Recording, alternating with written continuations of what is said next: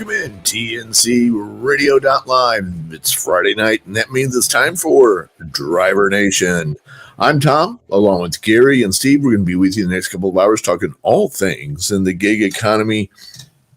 Who knows, along the way, we might even have a laugh or two.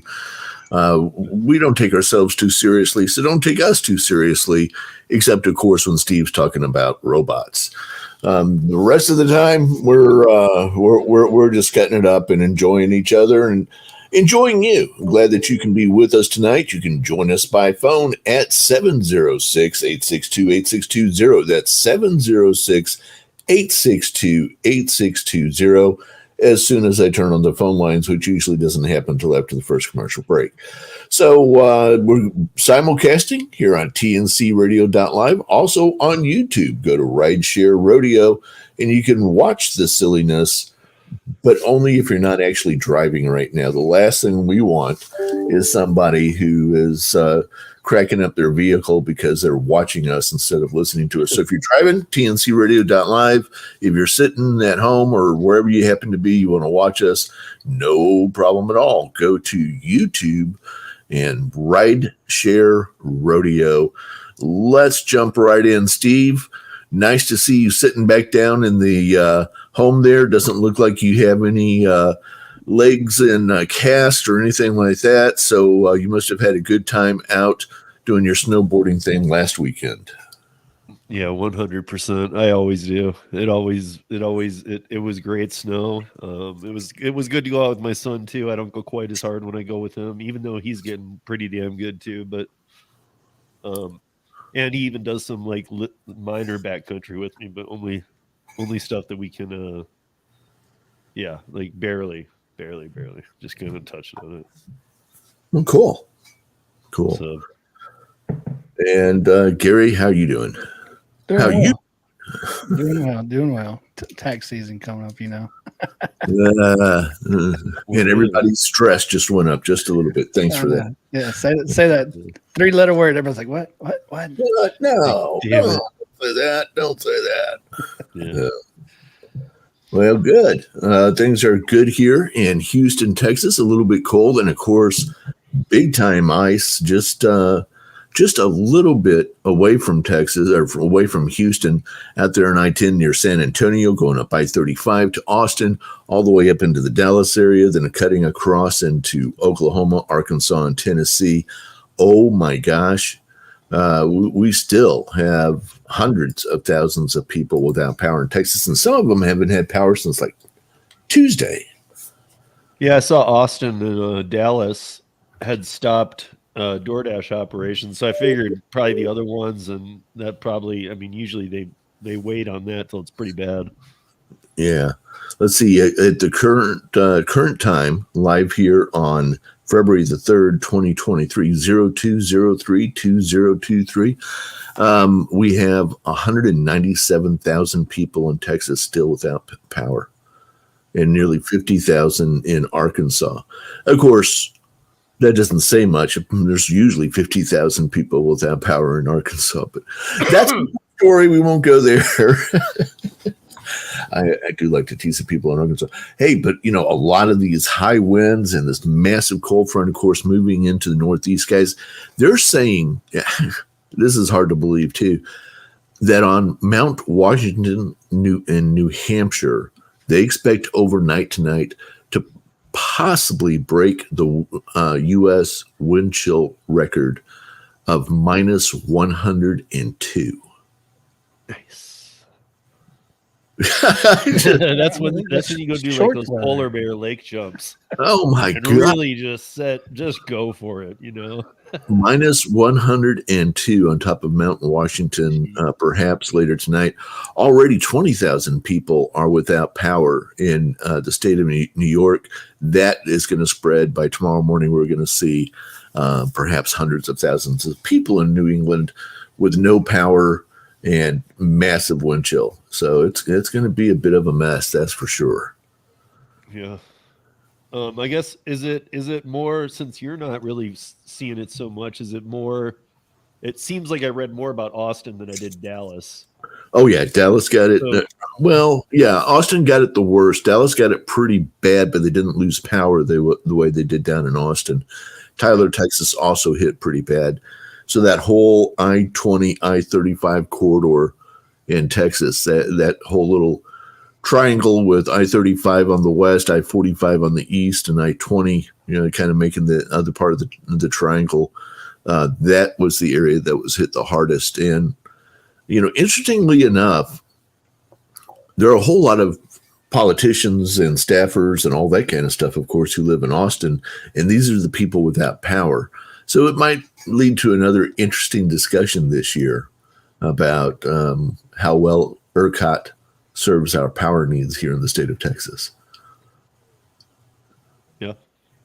Well, I think it's going to start becoming a stealing of other states' powers. We've been giving it out to other states or selling it for years. So, I mean, how much longer can this grid go, especially with people running it who think it can be pushed farther? Well, we talked about that some last week, that the way we're structured right now, there's no possible way that the grids around the United States could ever cover the needs of an expanded, a greatly expanded battery electric vehicle BEV fleet of any kind. Yeah. Just trucks, just cars, and certainly no way we do a combination of the two. And yet, guys, they have now implemented, and as of yesterday, day before yesterday, you can no longer register a semi for transportation in the state of California if the engine is older than 2010.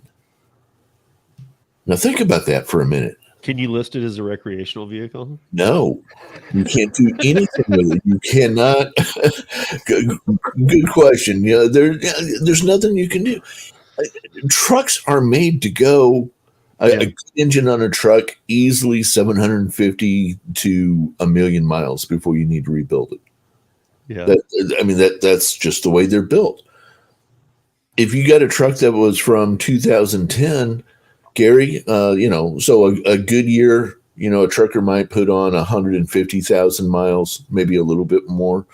There's a whole lot of trucks out there right now that don't have 1,000,000 miles on them yet.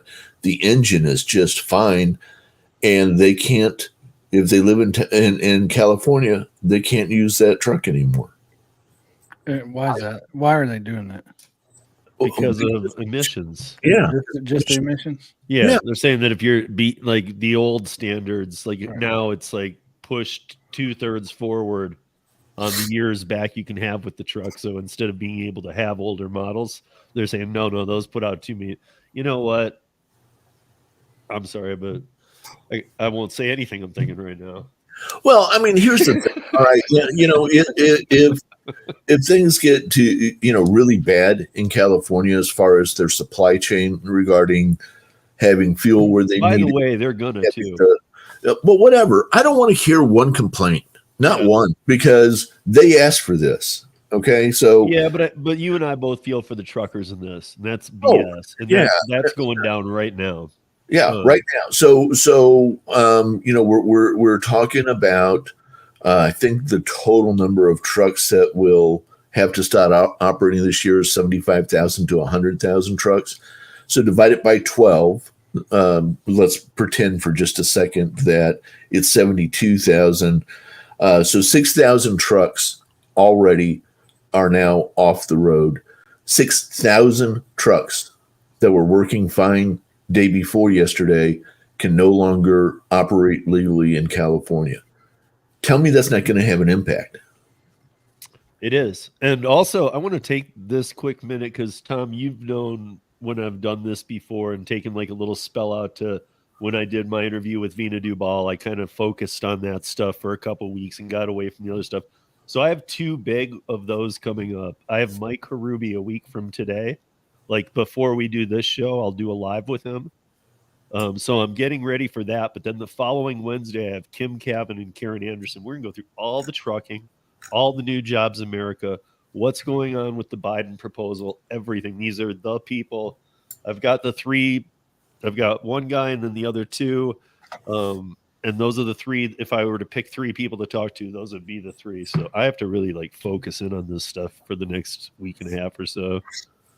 So if you guys kind of see me being a little more serious tone, it's because I'm really trying to play ball with these guys because, they expect me to have a certain level of knowledge before I invite them for the conversation. So, well, see, I think they're very important conversations to be having right now. And, again, where I am in all this at this point is let the sky fall. Because until the sky falls and people find out what really happens when you implement this stuff, nobody's believing us. Yeah, they're just like, oh, it'll all work out. I don't. Well, I think people are starting to see it now. I mean, like now, even mainstream media is reporting. I mean, like what did I see today? There was a couple things. Even Arizona was like a couple mainstream media has picked up an Arizona thing about the independent contractor employee model. So they're already trying to get ahead of language there, and that should be a very right-leaning state that shouldn't even be looking at it. And they're looking at it. It's just. I don't know. It's I saw this. I love this title of one of these articles, and we can get into a little bit of this later. But with gig work on the rise, Pennsylvania Democrats look to crack down on worker misclassification. I'm so sick of the word misclassification is being thrown around every state right now. Yeah.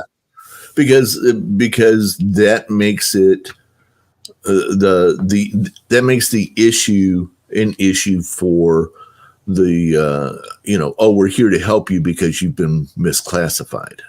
But if you and if you read this article, this is in today's post on ridesharerodeo.com. But if you read this article, they're saying that if you look at it, the bottom line is they're saying that gig work is on the rise. They still aren't filling their jobs. So because gig work is doing well, they don't want you to do well. No. That's how I read it. Well, wait a minute. You guys are enjoying that? Well, you can't do that anymore. Right. I mean, we're talking about like rights at this point. Like the law leans towards us, the independent contractor, until they change it in a different direction, which they're trying to do very much. But in the time being, it's funny how every one of these states is almost pretending that the law's already in place when they're handling this stuff, when they should be on the side of an independent contractor. Yeah. Until the laws change. I mean, they just should as professional lawmakers. I mean, they should. And it's almost like they're pretending this law that we're pushing and that probably likely goes through or legislation, we're just going to act like that's actually in place. So shut up. I don't know. I'm sick of it. How do you really feel, Steve? As usual, I feel like I feel like the government should buy Instacart and just make it a nonprofit and funnel money through it to whatever Al Qaeda things they do. Oops. No, YouTube, I did not say that. Of course they don't do that. Of course not. None of them would ever do anything like that. So, bad words on YouTube. Yeah. So crazy stuff. I'm not happy about it. I held back there and vented in the wrong way, but I'm not happy about it. Yeah, well, I get that. It's mistreatment of people. It's taking away a right we have. It's ridiculous. Gary, what's your take on it? On misclassification? Yeah. I don't know. It's a fine line, truthfully. But because you either have to go further, not just gig workers. Right. I'm saying overall though, you either have to allow people to completely control what they do. Gig workers, whatever other profession, you have to give them complete control, or everybody's got to switch to being an employee. I mean, there's no in between for me. Yeah. But the American I can't see it any other way. But of course, we know certain states, they like to control more than other states. And so that's why they keep coming up with these, they're going to have like AB 95, you know? Well, like we've talked about before, nothing has ever come as close as the PRO Act. And Biden's still in office and hasn't pushed anything big through. And this is his gonna, if he doesn't do this, even if it has to get overturned later, whatever, if he doesn't get some of this just ridiculous language that he's trying to get pushed through, he's not going to have a legacy. Well, he ain't going to have one anyways, but. I mean, anything markable down, because he didn't accomplish, like every president has accomplishments, even if you don't like the president. You know what I mean? Like there could be somebody just that you're just not into it, all in office, and something or other came out of it. Sure, absolutely, for both sides. But I'm not quite as pessimistic as you are about all this, Steve, because I honestly believe it. If they do get it through, it does break the system, and everybody goes, "Okay, wait a minute, we got to rethink this." I don't think they just put it through. We let the system break. America goes into a depression, and we all just go down the toilet. I think look at it and go, okay, so now we see what Steve and Tom and everybody else is whining about. This isn't going to work. I just hate for us to have to go through the pain to get from where we are right now to where we're going to have to be to prove that this misclassification moniker and all the other stuff that they have out there is just a bunch of crap. Right, but without the Kim Cavins doing what they're doing and all this stuff, it would be going through. There's good people fighting the fight right now, and a lot of them in big numbers. But like I said, when I have Karen Anderson and Kim on, Karen's the foremost authority on AB5, and like him or not, there's a young House Republican in California named Kevin Kiley. Is that right? You guys familiar with his name, Kevin Kiley? No. But everybody's in, like, his main agenda is to kill AB5. That is his main push, and everybody's into this guy. Like all the people that I'm always talking to, they're very much into this guy in hopes that he can do this. He's actually trying to just kill AB5, which would just end Prop 22 and have all the classifications just put back to normal and let people go back to work. Yeah, but like Melissa says here, they're only doing it, for the public opinion. If they say somebody's misclassified, then everybody's like, oh, yeah, I am too. Give me all those benefits that I'm missing. Right. Well, as of now, May is the date when Biden's proposal goes into place. So, I mean, that's just done. You can go to the government website and check that. You can go to the NLRB. You can go to the FTC. I understand. And what I'm saying is, I think, okay, so let it go through and let's see what the ramifications are of that. Well, there'll be lawsuits everywhere. I guess my point being, look, guys, yes, here's my opinion. Will we be able to have this same type of position? Yes. But how many kabillions are they going to have to spend on these lawsuits in every single state and potentially federal government? And where do you think that's going to come out of? Because if you don't think it's going to come out of the drivers, which we already think we get hit hard enough, just watch. Literally, just mark my words and just watch. Okay, got to take a break on the radio side, way past the appointed time there. So we're going to step out. We'll be back here in just a couple of minutes. You're listening to TNCRadio.live. Stay tuned. I did a good job not looking at the comments. That's when you're the most focused when you don't have comments. I know, I really did. I do enjoy it because now for the radio show, I just don't do it. Yeah. But what's up on everybody in chat? What's going on? Looks like usual suspects. Josh, hi Donna, hi Marissa, hi I already said Josh. Hi Hannibal, hi Traditional IC. What's up, Tommy? What's up, Trader? And why is it Donna Donuts? Because that's what Josh calls her. Oh, is it? Yeah. Okay. Is it just kind of the mask too, so people don't associate her with? No. Oh, okay. No, I mean, I don't. But care. none of us know Josh calls her that. I guess now we do. Now you do. Josh can type out why he calls her that because I don't remember her. But well, guys, I'm going back to private chat because I was curious as I focus better.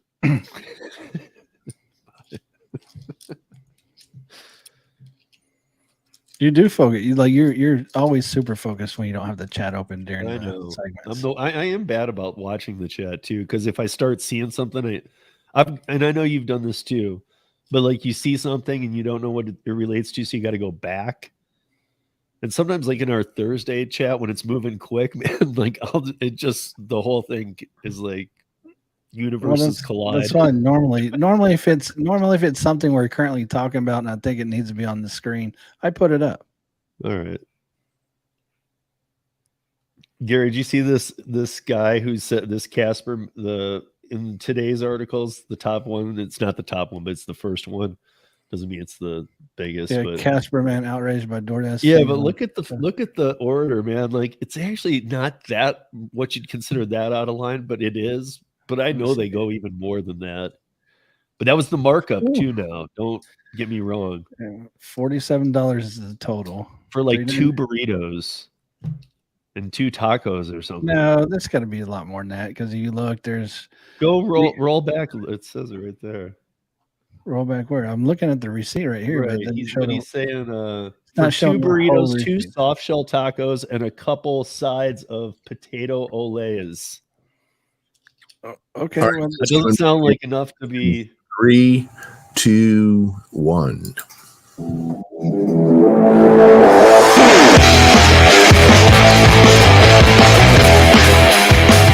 All right, welcome back in TNCRadio.live. Sorry for the brief dead air there on the radio side. Steve is in, he's got his thing going on tonight, so it's hard to interrupt Steve tonight. But that's all right, Steve. We like it when you're pumped up. Thank you. Yeah. So, Steve, I assume you heard that Lyft is now deploying robots in Denver, and they'll be coming to your door just to help you out, and whatever you need. Yeah, it's a Denver only thing. I'm renting our 3rd bedroom as an Airbnb to a robot that's going to be working across the street. Yeah, there you go. So yeah, you're totally into it. So guys, one of the more interesting things that have been published, and a lot of times, how do these guys show prep and all that kind of stuff? We go to Rideshare Rodeo, where you should be going to for your information about all things in the gig economy news, interviews, and more. And if you were to go out and look today, you would read about a movie script that was written by an AI program. So, Gary, I'm going to start with you. What the heck is this? It's Chat GPT. So, we got Hannibal that's on our Thursday roundtable. So wait, before you go further, can anybody, I haven't even toyed with this, Gary. I mean, can anybody just go there and, I mean, is it just a website? Yeah, I mean, what is it? Yeah, you just go to the website. Let me see, what is it? I know you've played with it. So, I mean, those of you that haven't, I haven't either. I'm afraid I'll fall into it for a while. Yeah, like you just go to the website, was it openai.com, create an account, log in, and it's hard to explain, but like they call them chats, and they're really, kind of like, I don't know, you're talking back and forth with a, AI is what it's supposed to be. But to me, it's pre-programmed responses. It's not true AI. And so, but yeah, you just go there. You can ask questions. You can learn how to do things. Coding. It does coding too. It's a neat thing to play with. Like I said, we're still good 5 years or more away before this thing can actually do what we want it to. But it can already do damage. I mean, you can do a term paper. You can do. Oh yeah. I mean, but it can pass the bar. Yeah, I mean, yeah, it can do certain things that it's been programmed to do, and it is free. By the way, it is free. Everybody can go there, use it for free. All you gotta do is just create your account. But as it will tell you though, whenever you're doing this stuff, is don't rely on it because it could be inaccurate. And as we've seen from the movie script Tom is talking about here, Hannibal from our Thursday show, he went in there and told it to create a movie script with me as a master coder, and I love okra, with Steve, who's a snowboarder, and he told it to make it a thriller movie. I think he said, and that's what you're seeing. I hate robots. And Steve hates robots. Yeah, so that's the thing. I'm a master coder. I like okra. Steve's a snowboarder, and he hates robots. And Chat GPT spit out this movie script. And Hannibal had to go in there and he had to, type some responses to it to get it to continue the story or, give it an ending, things like that. But that's what the movie script you're looking at there, Tom. Got it. So I'm kind of excited about this movie. I really am.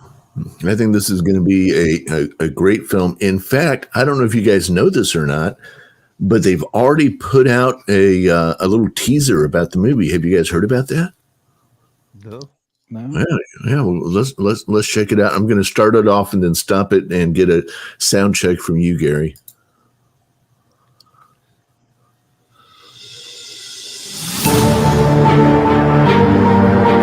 How's that? It's a little bit high on my side. A little bit high on your side.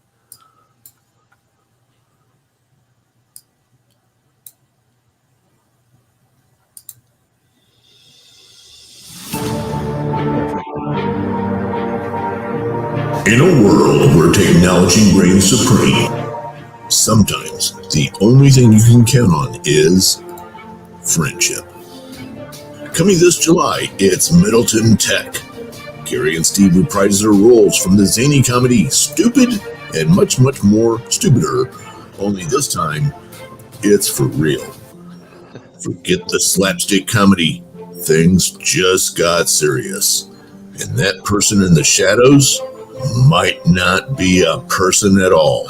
From Academy Award-watching Tremaine Hayhoe, once touted as the greatest cat documentary producer since the younger brother of Jorge Millet, Pepe Le Pew LeMay, was killed in a horrible gondola accident in the Sahara. Hayhoe brings his own unique vision, where the silly humor of the Stooges meets Freddy Krueger with a saw.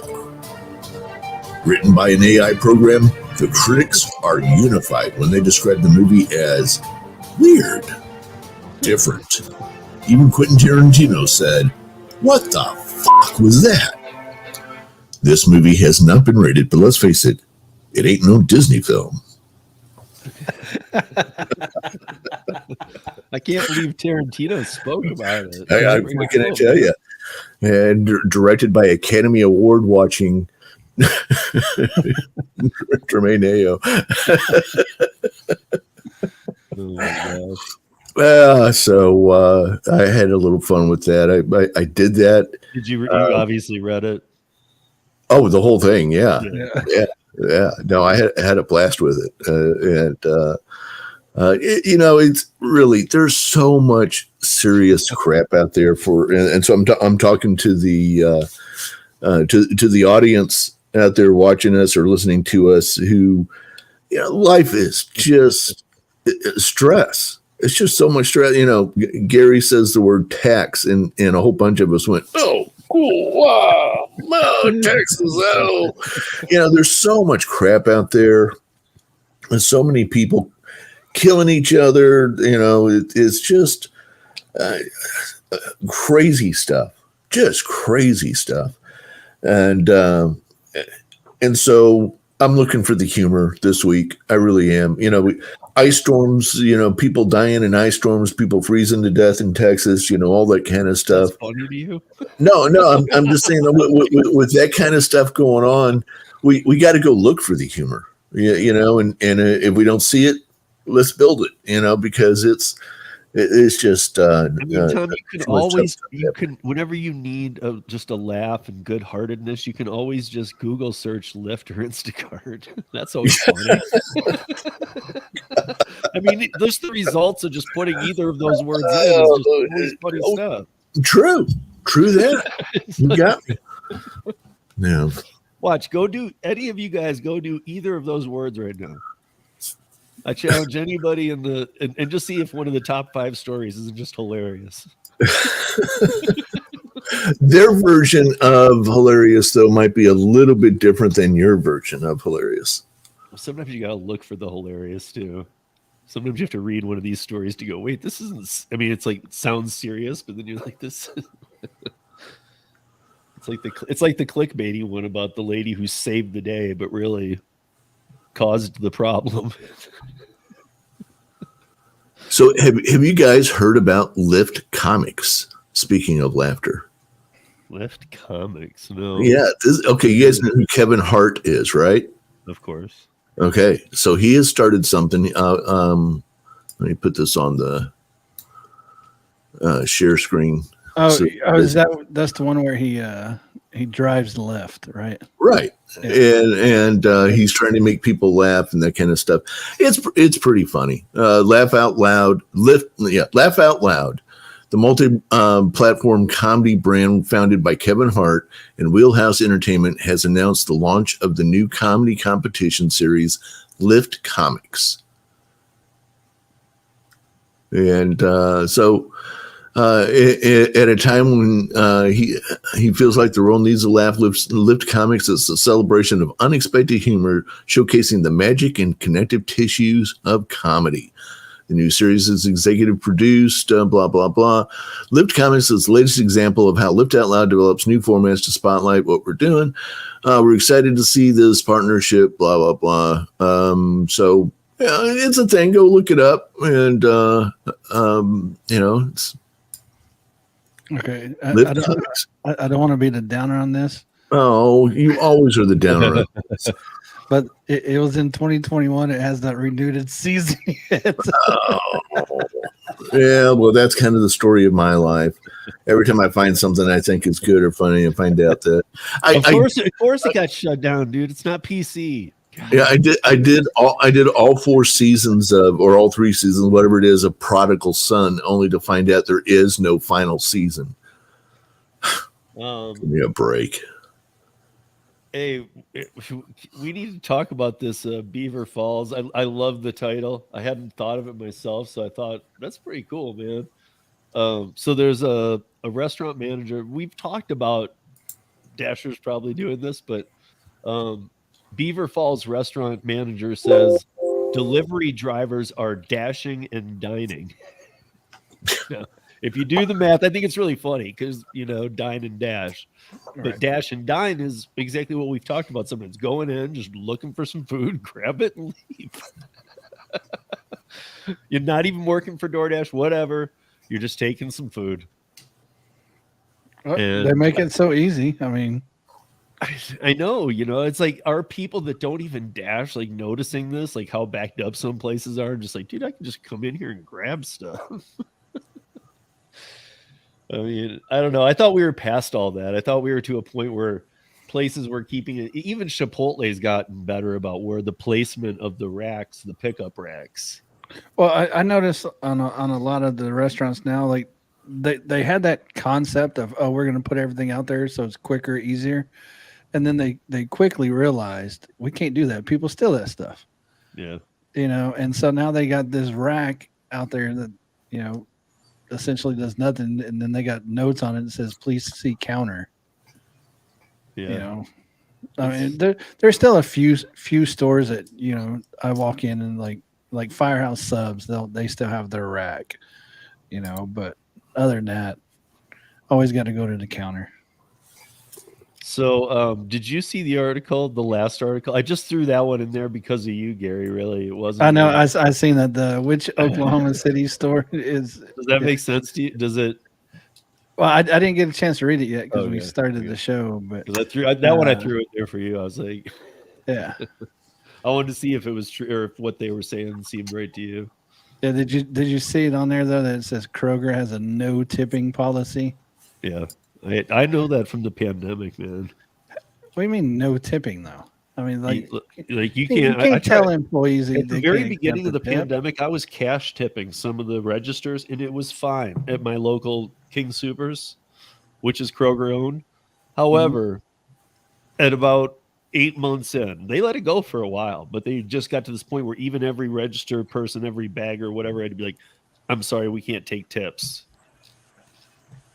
But they were loving it like the first 8 months. I was doing what I could for them, but right. And they were first line, or first responders, in my opinion. So, did you notice that Instacart, like the article? I haven't read the whole thing, but I'm guessing they order for multiple stores all at the same time. See which one would get there first and more accurate. Instacart arrived first, but had missing items. Of course it did. Shoppers aren't going to wait around for you to respond for something. No. Yeah, and then Walmart was second, and Kroger was last. Wait, well, where does Ship come in? Walmart and then Shipped. I'm sorry, that's all in the same sentence. So it was Instacart, Walmart, Shipped, and then Kroger. I didn't know Kroger did delivery. Well, and it says here, so the delivery charge for Kroger is $7.95, and Kroger calls it a fulfillment fee. But Kroger will, for pickup, they'll do it for free. Who do they outsource that to? Who does Kroger outsource that to? Like for me, we don't have Krogers. I grew up with Krogers in Michigan, actual Kroger stores, but we don't have Kroger. We have King Supers, which is owned by Kroger. So you can go to the King Supers website and you can order your groceries and delivery. You can do delivery, but you can do pick them up for free. Well, that's what I'm saying. Who do they outsource their delivery to? I don't know. Like, I'm curious because I've never had a pickup at Kroger ever on any of the platforms. Well, Instacart goes to King Supers all the time. Maybe that's who. Yeah, I don't know. Let me see. Between them, dude, somebody's hitting them up. Instacart shipped. Something's picking them up. Well, because I know there's like Pizza Hut, for example. You order from Pizza Hut, right? You order online, whatever. If you're outside of their radius, they'll still take the delivery, but then they outsource it to DoorDash. But really? They don't tell you that until it's actually on the way to you. Yeah. Weird. That's weird. All right, guys. Got to take a quick break here. You're listening to TNCRadio.live. We're going to take a break on the radio side, come back, wrap up our hour one of Driver Nation here on a Friday night. Stay right there. It actually says here, Kroger delivery orders are shopped and delivered by trained Kroger associates. So they have I don't know what training you need, but I guess they have in-house. You know how to drive places? You trained. You're trained. And Josh, the answer to your question is it's been an awesome week.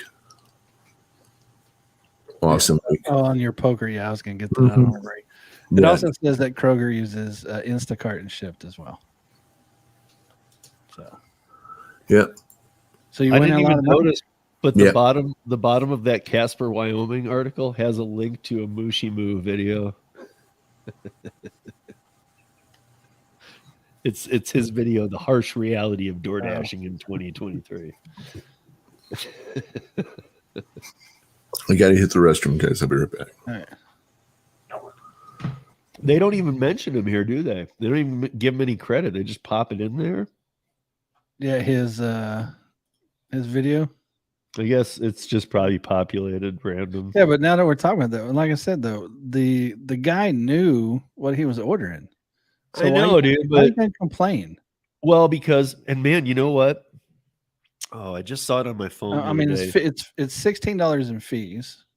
But it's the markup, dude. Even Dumpling has a thing on their website. I finally found it saying it's on the customer side. So if you download the customer app and you're and you're entering your stuff, one of the things that you flow screen through is that are you ready to pay store prices instead of 10 to 30+% per item. Basically, they're saying that 10 to 30% is the markup on every item.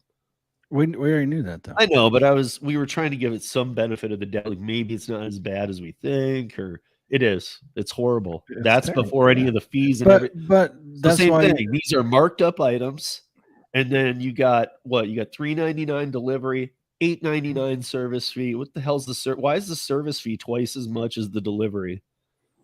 Well, delivery fee, like we talked about, that goes the service fee. What that's what the process is the credit card. Service fee goes, process, credit card, platform fee, websites, things like that. Okay, so all that stuff. The delivery fee is what the restaurant sets. Yeah. Okay. So, anyway, $3.99, $8.99, $2.85, and then they did tip too. So that's where they should have been keyed on to, like. I mean, because if they weren't, how were they tipping accordingly if they didn't know the number? Right. Well, my thing is then they tip $10.50. But anyways, guys, here's the breakdown of it. They ordered. Well, here's the thing though.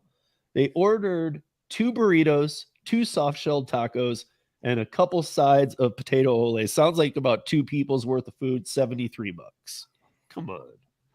Well, I don't think it's worth. I think that's the norm. However, I think that's pretty pathetic that that's the norm. Right, but why? They could have went and gotten it themselves for it.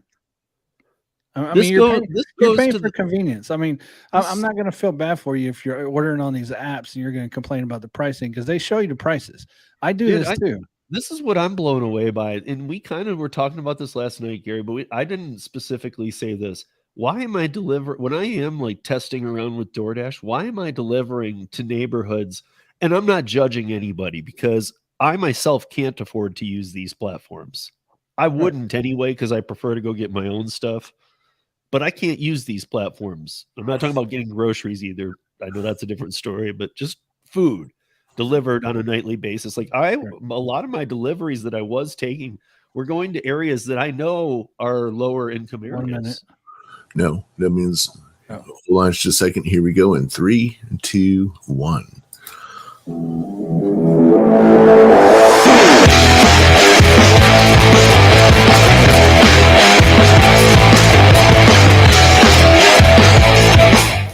Welcome back in TNCRadio.live. Happy to have you in here this evening on a Friday night.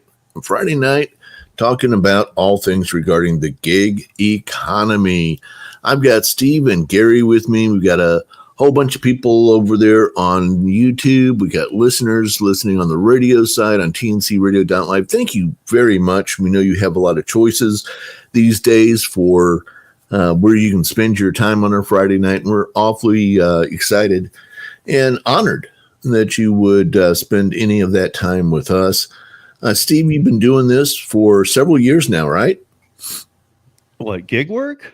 No, the social media stuff. And gig work since 2015. Website next month. The website's 6 years. Yeah, and at this point, aren't you still awfully honored and humbled by how many people care about what you have to say and look at all that? I mean, it's for sure, man. In fact, like it's funny how like some people listen to I've got a lot of people who listen to the audio or watch the videos, and then I've got people who are there almost every time on both sides. And it's funny how even in the audio realm, I have people who email me who never ever come to YouTube ever. Like, and they have conversations with me like the YouTube side does. It's weird. And then you got people like me that's like, I'm not watching your old man podcast. Right. Well, that's why, I did. I think that's been a good thing. You and I talked about it a long time ago on Sunday Fun Day, Gary, was, I should be chopping these up, but I don't want to do it too soon because some people do. I mean, to be honest, when we're done with a live on Thursday night, a lot of people do watch it for the next 2 days. It does get a lot of what I think is called afterplay. Right. No, I told you 2 weeks, about 2 weeks. And then but I mean, like most videos don't get that much afterplay. Like our Thursday night does. I think maybe it's just too late for some people. Maybe they're hanging out with their family and they listen to it the next day. But well, I mean, yeah, it's what was it 9 o'clock Eastern? So yeah, it's pretty late, but Yeah, but I mean, but I think people go back on Wednesday and listen. Like they count on listening to it on Wednesday or on Friday. Right.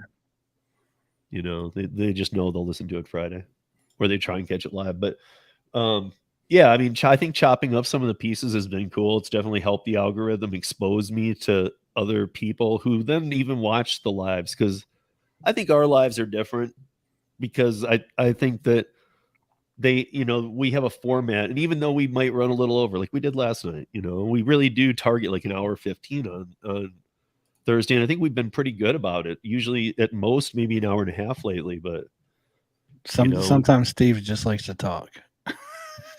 You know, it's always when I pick that one last subject. We've had a great show, and I'm just like, oh, let's squeeze this one last thing in, and it can throw us off like hey, what up, Van? I'm not allowed to watch the chat, bro, so thank you. I appreciate that. So for people listening that don't know who Van is, if you haven't seen his stuff on TikTok and on the news, he goes and eats customers' food if they tip him low. This is the guy who said, "Oh, no tip, I'm gonna eat your burger." Yeah, that's what he said. He goes, "No tip, I sip." No tip, I sip. I like it. I like it. I mean, you know, this is a whole I mean, that's funny, and thank you again, Van. I appreciate that. But that's kind of funny, the timing of that, because we were just talking about the tipping thing last night too, and you know, it's like now we're looking at this Casper, Wyoming, breaking down an order, and Gary and I were like, you know, Gary's like, well, they knew the price, but I mean, still, it is ridiculous, you guys. I'm gonna just kind of go through it real quick. So here's what the guy ordered. He ordered 2 burritos, 2 soft shell tacos, and 2 potato olays from this place, okay, in Casper, Wyoming. He tipped the Dasher $10.50, but the total was $73.62. Now that seems ridiculous. I don't know the normal prices, but I think that we can at least go along the lines that Instacart does, that 10 to 30% item markup, right? Yeah, I would guess that. But again, if you're not okay with the prices, go get it yourself. Like there's lots of times I'm like, I don't want to leave my house. I pulled up my Grubhub, I put this stuff in, and then I see the price, and I'm like, yeah, I can go leave my house. So that gets okay. So we didn't really finish that. Now we can maybe bring it around on the radio side too. When I'm just doing some in the name of science type DoorDash, right? And most of the places I'm taking it, I'm not judging people. I am not, but I'm taking it to places that, in my opinion, should be doing grocery shopping and shouldn't be spending this kind of money on one meal daily. Yeah, I'm just like, dude, I'm blown away. Like I went to 7-Eleven and got like 5 flautas, or the heated things, and like a double-sized Gatorade. I'm going, seriously, man? Like, and they probably spent like $20-something on and it was like 14 blocks. And out here in Colorado, man, we all walk. Like, I don't get that. Like, you can walk, even if you don't have a car, man. Like, come on. But I mean, some people. But I know they can't afford it. I know they can't afford it. Right, but some people they don't prioritize stuff like that, and that's why they might not be able to afford things like this, is because they are ordering every day instead of getting well off. Tell me again what these guys ordered. It's 2 potato olays, 2 soft shell tacos, 1 meat and potato burrito combo, or actually 2 meat and potato combos. Right. Okay. So 2 burritos, 2 tacos, and 2 fake things that aren't really two combo meals, 2 tacos, 2 potato olays, and the subtotal is $47.32. Which, I mean, before any of the fees, right? Before any of the fees, which so there's delivery, a few the service tax. There's a few Mexican places that I go that the combo would be $15. Right. Okay, but I still don't understand how they're getting to $70 then. Well, because you got $3.99 delivery fee. $10.50. Yeah, $3.99 delivery fee, $8.99 service fee, taxes $2.82, and you got $10.50 on the tip. Comes up to $73.62. Well, so if you pay the whatever it is per month, if you're using it enough, you shouldn't be paying the other. I don't know. To me, that seems ridiculously high. I'm looking at if I ordered from a local Mexican restaurant right now, I wouldn't pay half that much. I don't and even get the same Tom, food. I don't even know if those like Gary, does the Dasher is it the Dasher card or whatever that the Dash customers Pass? that a customer would have? Yeah, Dash Pass. Okay, does what would that knock off this bill? I believe it lowers the service fee. So it doesn't take it off; it just lowers it. I think it lowers the service fee and it removes the delivery fee for certain restaurants, not all the restaurants. So you're paying for a service that really it's really it's like when Dash Pass came out, it was supposed to remove all the delivery fees for every restaurant, and it was supposed to reduce your service fee. And I guess DoorDash at one point decided, hey, we're losing money on this deal, so we can't be doing that. And they revised how the Dash Pass works. So people aren't using. My guess is I really haven't looked into this lately, but people aren't using Dash Pass is my guess. Yeah, I would not get Dash Pass because I think that's like what 10 or 12. I think it just and then I was just gonna say it's just another monthly bill you see that just and then it reminds you how much you pay on that platform too. So it's probably good marketing for them to actually get rid of that stupid program. Otherwise, join Instacart and fall to your feet and meet your maker. Yeah, see, it says unlimited zero delivery fees is what it says. Unlimited zero delivery. Hold on, but there is a catch. You got to meet the minimum subtotal shown in the app. So I'm guessing every store probably has a minimum subtotal. Mm-hmm. You know, so if you don't meet that, it could be $20. Yeah. Right. And here's already what I'm gathering from it. I'm already lost. Or if I'm the average person, I'm already disinterested because I'm like, oops, I don't get it. Yeah, but you get zero delivery fees and reduced service fees on eligible orders that meet the minimum. But I see that on eligible orders. I'm not getting the card. I'm done. Right. And it's a subtotal too. It's not like if the subtotal is 20, that means you have to spend $20 on every order before the actual fees kick in for you to get free delivery and all that. I mean, how I would see this is the only thing that would attract me, even if DoorDash charged a little more, is all fees are free on every order. And then find the magic number to charge me, and then I might look into it. Well, that's why I like about my Walmart Plus. You know, I get free delivery on that. But you get it way cheaper than DoorDash would give it to you. What? Walmart Plus? What's a Walmart Plus? $99 a year. $99 a year, yeah. Right. And so DoorDash couldn't do $10 a month even. Because people would be running them out of business, which they're already going out of business. Yeah, we got a bail here for the top of the hour, and we'll be back. When we come back, I'll show you. I just put together an order of what we would order here for a standard dinner for 4 people, and we'll compare and contrast. To me, it seems pretty simple, but we'll see. Right here, TNCRadio.live. You can watch us on YouTube. You can listen to us on TNC Radio. On YouTube, go to Rideshare Rodeo. We'll be back in just a few minutes after the top of the hour news, all that good stuff. Stay right there.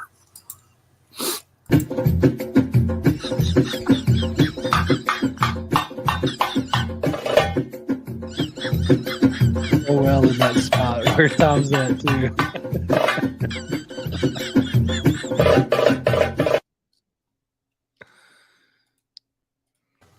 Yeah, Holly, looking at this thing, I don't think it's like a regular fast food Mexican. I think it's actually a Mexican place. Oh, let me see. I didn't come in here the last time, guys. So I wanted to see who else was in here. She says, "Don't forget you're going live on Tuesday, Steve." Of course I am. I actually knew that, and actually, Holly, it's up on. I got a little community post up about it. So, hi, Janet from New Zealand. How are you? I saw that you're going to be on. I saw Jason's doing something with you. I'll watch Jason's that. Doing something with Janet? Yeah, I think next Wednesday. Maybe next Wednesday. I don't know. I don't remember. I think it was next Wednesday. He might be having Janet on from New Zealand. What's up, Dash Master? How you doing? Why she never joined us then? She really hasn't ever joined any shows. She's been listening to the Gig Economy podcast for like years. So I actually met her through the chat in there about a year and a half ago. Oh, okay. Yeah. What's up, Holly? And yes, Tuesday at 7 p.m. Eastern, right? I think that's right. You don't know. No, that should be right because we do an hour right up to Kim. And Kim's at 8, right? On Tuesdays? Isn't Dashing Grandpa before somebody too? Before us on Thursday. Oh, is it?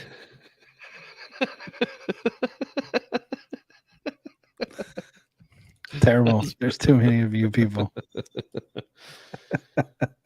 Yeah, well, I always drop in there, but then I got to kind of bounce and get ready, and I think that's why I probably miss it too, because the hour before and everything like that, I'm getting ready, I'm eating dinner, things all like that. I think he's doing better now too, but I don't think he's let everybody know. So I'm not giving out a secret here, but he's been pretty sick too. He's doing better, but he was kind of feeling like crap there for a minute.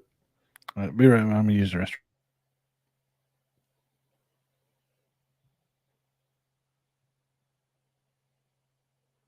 What's up, guys? Let's see. Speaking of Grandpa, let's all hear a nice message from the Dashing Grandpa, shall we? Mike, thank you, Lisa. I appreciate that help. That's what we're all here to help each other. Should be, not to try to knock each other or bash each other, or be nice. It's simple and easy. And if you can't be nice, it's most of you've heard the old saying, if you don't have nothing nice to say, don't say nothing at all. That still stands true. If you can't be nice, just don't say nothing. But always be willing to listen to what people are saying. Don't be afraid to change. There you go.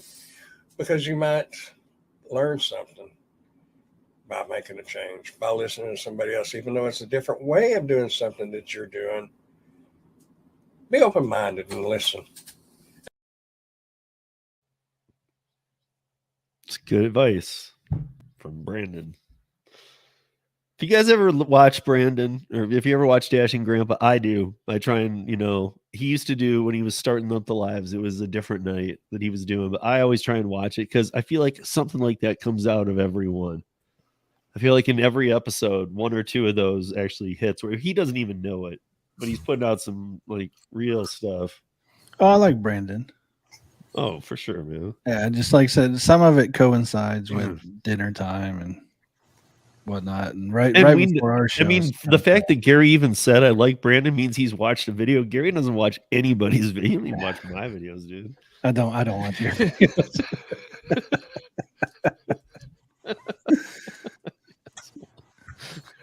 You're lucky I go to uberliftdrivers.com. Wait, plug in his Rideshare Rodeo. I'm trying to totally get away from the branding of Uber Lyft drivers. Rideshare Rodeo. .com. Uber Lyft drivers is dead to me. But yeah, you type in Rideshare Rodeo and it goes to Uber Lyft drivers. It still kind of has control, but I'm trying to figure all this out. Basically, going to start a Rideshare Rodeo site and then see how to. I don't know if I can. I don't know if I can mask the domain if I make it a subdomain somehow, but that's what I would like to do. But yeah, I go to your blog. Yeah.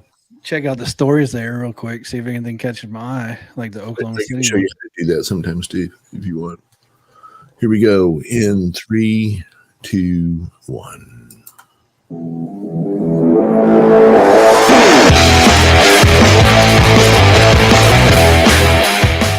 Welcome in, hour 2, TNCRadio.live. This is Driver Nation. I'm Tom Kelly along with Steve from RideshareRodeo.com and Gary from Gary'sApps.com. Happy to have both of you with us tonight.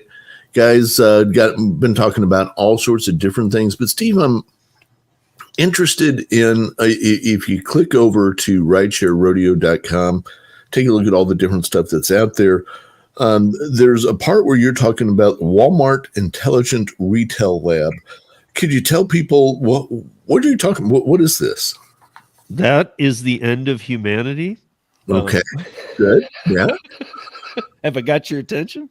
Yeah. No, but the IRL, it's also referred to as the IRL. It's actually been around since 2019, you guys, but it was an autonomous story, and it was a ghost story in 2019, and now it's actually becoming true. There's some European stuff where they're actually doing it, and there's some really good YouTube videos out. I sent Gary one. It's a little long. The one I sent him is why he probably hasn't got through. It's about a half hour, but it's actually, I would never send him a half hour video if it wasn't worth watching. It's you're talking about the one where the lady's talking about the she's talking about the aisle widths and things like that. But she's talking about it from this is just a few days ago. Right. That's a new video. It's already got 200,000 views too. But what she's talking about is the, even on the Walmart site, they have, so in the post that Tom's talking about from yesterday, I believe, are links. And in there is a link that's a Walmart link that actually even their version isn't that good. It's basically talking about even the way that the customer will interact and how you'll be getting the groceries and how they're going to be taking in all of your data for any item you want. And I mean, it's nuts, dude. It's, when I said scary, we didn't get into it last night, but I mean scary because I wanted to prepare a little more for it. And I still want to do a little more deep diving on that, but it's basically taking in all of your information, almost like we do on a daily basis, giving information to any website that we want to, join or whatever, any amounts of data, but they're going to take in, they're going to have little processing centers and stuff where to go forward and to redeem your stuff, you've got to sign over your fortune and your children to them. And they're going to be owned by the Walmart Corporation and turned into robots. I don't think or cyborgs. I'm sorry. I don't think that's exactly what it says. Are you paraphrasing? Yeah, I mean, a little bit. Yeah, I didn't just quote that. I'm just. That is what it says, though. Again, it's 8 articles. That's my version of these 8 articles. I'm looking at it, the IRL here, and it's similar to what Amazon already does with the Amazon Go stores. And actually, so that got me down a rabbit hole with those. The few of those, most of them have closed. Did you know that, Gary? No, I didn't. So most of them, like at the end of last year, there was maybe 50, and most of them are closed now. I wonder why. Did it say why? Yeah, I don't know. I mean, I thought they were just experimental stores. It must have been too if they only had 50 in the Europe and the United States. But I know Amazon's real big on automation. Yeah. So maybe they closed it down so that way they can do it. There was the first one in Seattle, and then they did a couple in Europe, but the Seattle one's closed. The Seattle one was the launch one, so that was weird. But I said, Walmart has the bigger plan. If you deep dive this IRL stuff, it's intense. I'm not just talking about the automation of jobs, like a robot coming down an aisle and how it's going to do things. I mean, there's some of this IRL stuff that's very interesting. Tom, if you were to go into the store and you're looking at meats and you decide you're going to get these steaks and you pick them up, it can sense that you've picked up one of those, and it tells a person to right away take another one of C2 out and restock it so that it's never missing even a single one. So it's got some crazy advanced technologies, and it is importing some stuff. But I was talking about the scary point from the consumer standpoint. I've always wondered, Walmart and Amazon are always going to bash, and Amazon's always going to overall win because they just somehow dominated, even though Walmart was around first and almost has that same marketplace ability to do what Amazon does. But Amazon went technology based, And Walmart did not. Walmart stayed retail based. Amazon got AWS. They got autonomous. But they got so this is what they've been doing behind the scenes. So they're kind of this is their move. This is their play on Amazon. Is how I'm reading it. They're going at Amazon hard with this IRL stuff. Yeah, Walmart is here. Yeah, that's going to be, and so that's just going to autonomize a ton of things. It's going to, obviously, it's going to get rid of a lot of jobs. Well, I'm not even going to go there. We just aren't stupid, you guys. That's right. But I mean, like, I know that Walmart's trying to improve their technology because Walmart has a ton of theft, if you didn't know that. Right. Yep.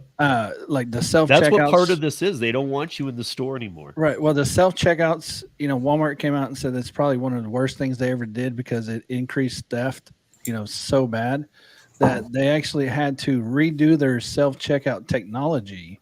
So that way, because what people were doing is they would go to, they call it the banana project. That's what they call it. But they would go and they, get a sticker for something that's really cheap and put it on something really expensive and then scan it. And the self-checkout didn't know the difference. So, I mean, you could essentially walk out with a 75-inch TV for $10. Well, now they've redone all their self-checkout, or they're in the process of redoing all their self-checkouts. So that way it can recognize the actual objects that you are buying. So that way it prevents the fraud. Yeah. I mean, I don't know. You probably already know this, but the driven dad, Tony, he was actually, he was fraud. Not only was he a W-2 worker for Walmart, he was involved in security. And out here in Colorado, we've had one that was a mass shooting. What do you say? Theft prevention is what he was. Right. And you know what? I told Max this is how funny my son is. I told Max that story and he knows Tony. He's met him. Mm-hmm. But like I was referred to him. I said, yeah, Tony used to be secure, and he is familiar with the Walmart. He used to be security at Walmart. Right. And he's like, oh, is that why he doesn't do that job anymore? Because he wasn't good at it. Max, that's pretty funny. What up, Dash Master? How are you? But yeah, back to this IRL thing. I mean, me, I'm for technology. If it's going to improve my process, I'm in and out, I'm all for it. I mean, Walmart, like I would say, well, it's taking away jobs, but Walmart's already did that. Anytime you go into a Walmart, how many cashiers do you actually see? Maybe 1, 2 out of 30 aisles, and the rest is self-checkout. So It's not like it's taking anybody's job. Well, there's going to be jobs lost through IRL. Trust me. If you guys want to deep dive this, go ahead. It really, I want to do a little more thoroughness on it. But I actually, as I dropped that, was the same time that I confirmed the Kim Cavan, Karen Anderson thing. That's actually going to be a big deal. And I kind of like instantly moved from the IRL even before last night. But basically, yeah, I mean, it's all there. And there's a reason, like some people were arguing, I saw this, some people were arguing that they're making the lanes bigger, that theory, because they don't have as much product to carry anymore. That's BS. No, if it was product issue, they would just carry other products if they were getting, come on, guys. It's nothing to do with that. They're doing it for automation reasons and cleanliness. But like Gary said, a lot of it's theft too. I mean, a lot of it, like they're closing stores in some locations. Well, that's what I said. That's why they're redoing their self-checkouts, their software on that, to identify the actual items that because people they would go in and they'd input like produce, they'd find the cheapest code to put in for produce that, requires weight. And then they get something more expensive and put it on there. Well, the system didn't know any difference. And of course, there's nobody there to stop you because there's no Walmart employees. Yeah. Hey, Tom, if I put something up on the screen, will you read this for the radio people? Absolutely. You betcha. Independent contractors in 2023, Kim Cavan and Karen Anderson, Wednesday, February the 22nd at 4 p.m. Eastern Time. That'll be on my channel. That's a big deal. Karen Anderson is the most fighter of AB5. Kim Cavan is the one who has destroyed New Jersey legislation that tries to attempt to put its foot on independent contractor. She's a writer for the Washington Post, for the New York Times, and for many other publications. Has quite a career as an independent contractor, and she's not going to lose. She's gone down to the courthouse and like almost physically needed to be escorted out because of making a point and like bringing enough to like almost like, what do you call it? I'm just drawing a blank on the word when you're just rambling so that you can keep the floor. Filibuster. Yeah, filibuster. So she's like not even there as a lawmaker, but as a citizen trying to filibuster. Yeah, at first I thought you meant steving, which is what the rest of us call it when you're just rambling and not stopping talking. We call that steving, but yeah, the rest of us call it filibuster too. So steving, filibuster, it's basically the same thing. Hey, steving might catch on. I'm sorry, I don't mean to be steving, but. I don't mean to be steving in front of everybody, but I just want to keep the floor for a little bit longer. Tom, you're being such a Steve, man. Give it up for a bit. Yeah, really. Don't be such a Steve. That's what we got to do, Gary. That's whatever. That's not okay. That would break some kind of male version, inequality. The male version of Karen. The male version of Karen becomes Steve. Steve. Don't be a Steve. No way. Karen's got it. I hate to say it to all the people named John, but it's got to be John. No, it's Steve. It's gonna be John. It is Steve. We're gonna make sure it is Steve. It is Steve. I'm gonna go in and update Wikipedia. Hey, do we have to take a radio break, or do we have a few minutes? We got a couple more minutes. All right. So I want to talk about this because we did talk about this. Remember we were talking about the Instacart thing and why the shopper can add things to the Instacart orders. Mm-hmm. And we thought that was strange, right? Because in fact, again, speaking of Kroger, this show is sponsored by Kroger. They just forgot to cut us our check. So Kroger, send Tom his check, or else we're going to start bagging on your store, man. But that page just crashed. That's great. But okay, you might want to say the title first. I'm gonna. But basically, that Kroger was shutting down because of shoppers doing exactly this. Now, there's an article out. I was just scammed by my Instacart shopper. Woman says Instacart shopper used her $200 Kroger order to buy their groceries. Now, I won't go into all the details here, but I will go into what she tried to add. So it's not like one item, guys. Here's what the shopper added. Cat food, fresh vegetables, Pedialyte freezer pops, laundry detergent, men's deodorant, chips, and dum-dums. She's a dum-dum. She's a dum-dum, yeah. I don't know. I just found that to be like, again, man, isn't that way too much? Like, I gotta now wonder how many people don't know this is happening, because I'm pretty convinced now Instacart shoppers who say they do good are just really ripping the damn platform off. Oh my. Yeah, I do great on Instacart, man. They cover my whole week's groceries every day. I don't know. It's just, I'm getting worried about all these platforms. We got people, even if they're doing it for show, we got people eating food. We got people confronting no tippers. We got this, that, the other. We got a lot of things that are just kind of a hot mess in this space right now. That I don't really see. I mean, like, it's great that, like, I'm going to use Trader as an example because I'm doing a piece with Trader next week. And, it's actually how I titled it, though, was the next chapter.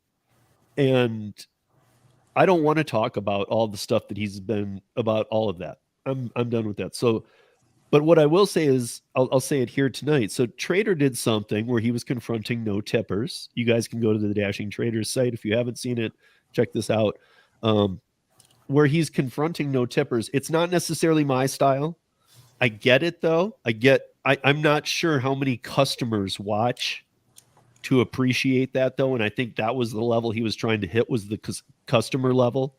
I don't know how many of those watch, but I do know he got into print media, and a lot of them will see it through print media. But that also got him deactivated and some other things. And here's my concern, though, is that somebody's going to try and one-up Trader.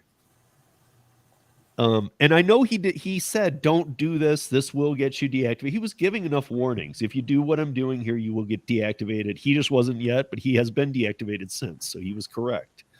But my point is I'm always concerned about people one-upping.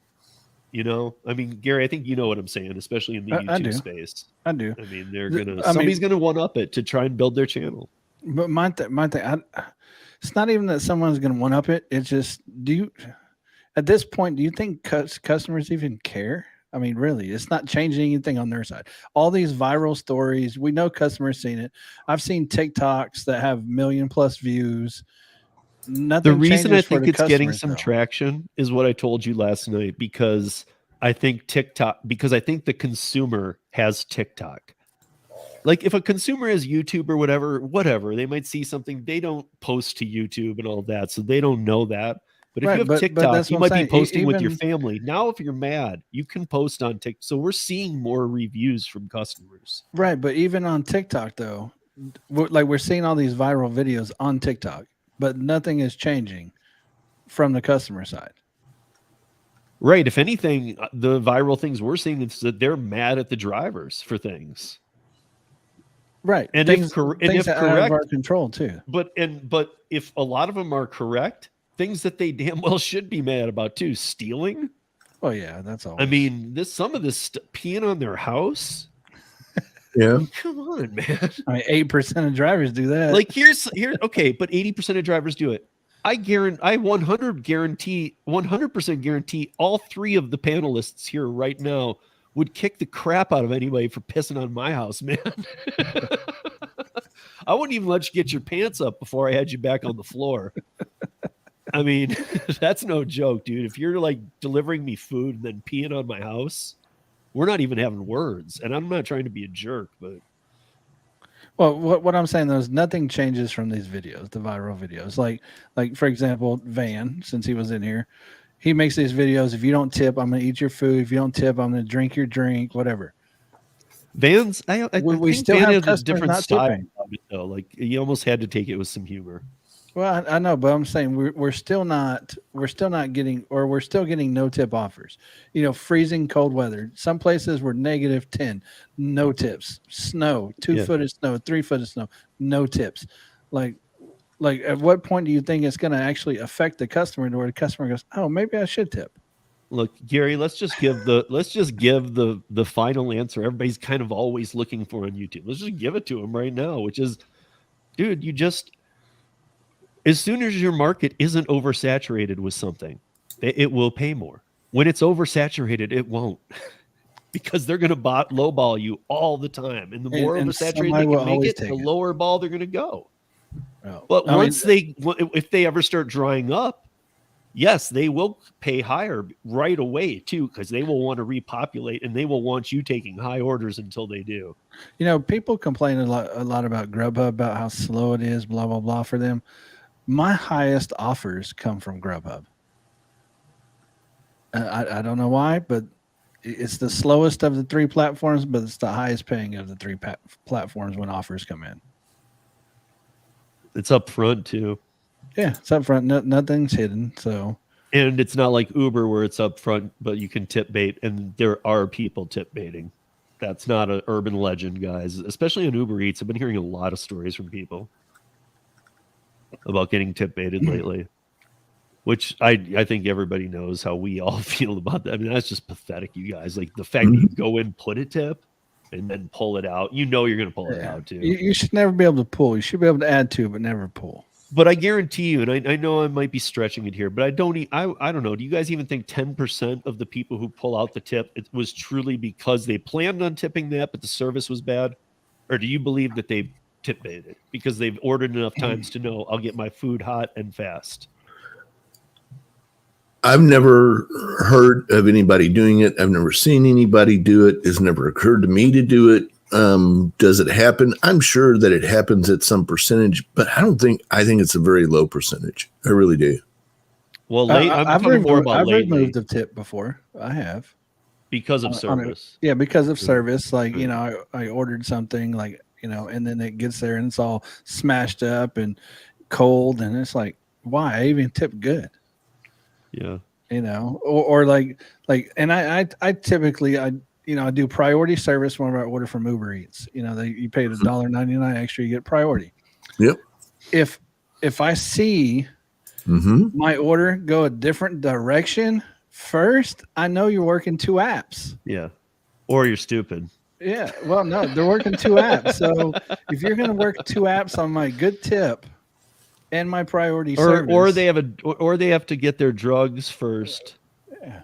Whatever the case may be. So it's like, hey man, I gotta go get my drugs, but I got your food. Just hang in there. I think it's justified in some cases, and like Tom said, I think it's very low. It's just the low percentage gets spread out there so much that it overrides all the good. It's kind of like driver's ratings. It takes forever to go up, but it goes down really quickly because people don't rate if the service is good, but if it's bad, they rate quickly. Yeah. But here's the thing. DoorDash, here's how the three platforms work, you guys. In case you don't know, Grubhub shows you everything up front, and it can't be changed without calling them. So that's perfect. Great. Love it. They're the worst performing one. I don't know why. I don't know why either, because I like that platform. The one that does the best job at being transparent and being good people does the worst. And they even are backed by Amazon. They still can't pull it together. But let's move on to the next one. DoorDash, you also can't change the tip without calling them, but they don't show the driver the tip. They're deceitful. Uber Eats shows you the tip that was put in, but you have a day to pull it out, or an hour or two. An hour. You have an hour after the delivery to pull it out. And I know for a fact that it has risen because people were getting their food cold and they were ordering from Uber Eats all the time. They realized if I put in $20 tip, I even know there's just drawback, not like pull it all out, but like turn 20 into 5. To me, right. That should be a red flag to like Uber. Why did you turn a $20 tip into a $5? Especially if it happens all the time. Like I could understand it once in a while, but all the time, like every order, Yeah. I mean, of course, if you give people a way to play it, they're going to play it. But I mean, look at it. If they want their food hot, they know I got to tip this, but maybe I can't afford it, but I'm still going to do it and pull it out. I don't care. Spark's the same way though. Rideshare Lisa, she says for her Walmart deliveries, she gets tip baited all the time. Yeah. But of course, Donna, my wife, in Florida, she does it on Spark. She does Spark full time, and she doesn't get a lot of tip baiting. So, I do think it's up a little bit. I don't know. I feel like it is with Uber Eats, and Uber Eats is the only one that lets. See, I don't agree with that. I wish Uber Eats was somehow like Grubhub. Yeah, show the whole tip, but if they want it out, make them call, dude. And I think that's a big deal. Because I think that stops it right there. People just don't want to call. The only people who will call are people who legitimately have a reason and want their money back or whatever. Exactly. Other people won't take the time. If you put them on hold, even for a couple minutes, they got to wait. They're going to hang up and just leave the tip in. That's what I would do. Like, I don't want to wait. Exactly. No, I'm telling you. Plus, dude, that's just that thing of having an actual conversation. Here's the thing, though. Here's the thing. Like, if you have bad service once, say if your service is bad, you have to call in, and they keep you on hold, and then you're like, okay, I hang up. The next time that person's order, I guarantee you they're going to lower the tip amount because of the service that they just had previously. I like what Holly's saying here. You can't fix stupid guys, and there's going to be stupid drivers, going to be stupid customers. It's just part of the world we live in, and there's no fixing it. It's just there are people. There is. You just remove all the warning labels. Right. like on paint. Yeah. On that note, Yeah, time to take our bottom of the hour break here on TNCRadio.live. We'll be back in just a couple of minutes. TNCRadio.live on a Friday night, Driver Nation. Stay right there. Meet Joe. He is a gig worker trying to make money using his car. He uses multiple gig apps all at the same time to maximize his earnings. But this can be difficult and dangerous while driving. Sometimes the requests come in so fast, Joe can't pick and choose the best trips to take, which can result in lower pay or lower rated disruptive passengers. That was until Joe found Maximo, the automation app that helps gig workers accept and decline trip requests. Maximo will use the filters set by Joe, like time, distance, and rating, to determine which trips are best suited for Joe. When a trip request comes in, Joe doesn't need to worry. Maximo will compare the trip details to Joe's filters and then determine if it should automatically accept the trip, decline the trip, or allow Joe to decide by showing the per mile and per minute rates. When a trip has been accepted, Maximo will turn off the other apps that aren't on a trip. Once Joe finishes a trip, Maximo will turn everything back on. This will allow Joe to reduce his stress and frustration, drive safe, and focus on the important tasks. Check out Maximo at www.maximoapp.com. Cool. You guys ever heard of that? Yeah, I think I might have heard of that. Gary, have you connected with Janet, right? Yes, I believe she was using Maximo. I don't keep up on actual users, but but you should with her. Do you have another New Zealand user? Yeah, I got lots of them. Oh, you do? Okay, I didn't know. Yeah, New Zealand and Australia both. Is that the screen you want me to share, Tom? Sure. So since it was being asked, that's me. Those are my hands. The black chips are $100 chips. Green chips are $25 chips. The red chips are $5 chips. I'm all in. I win. I've had a good week. So how much was it? That pot was over $1,000. Oh, nice. Yeah. Do you have a strong poker face? You can't win if you don't. He's like, it's my face all the time. Face. That's what you got. It is what it is. Did you guys see? Coming back on the radio side, 3, 2, 1.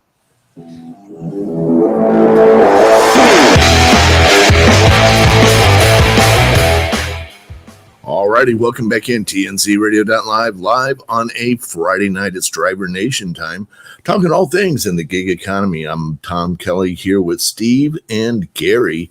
Steve from UberLiftDrivers.nutso.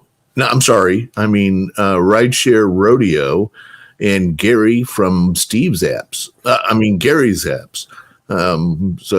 Seriously though, just great stuff that both these guys are doing. You heard the Gary's apps commercial play a little while ago on the radio side.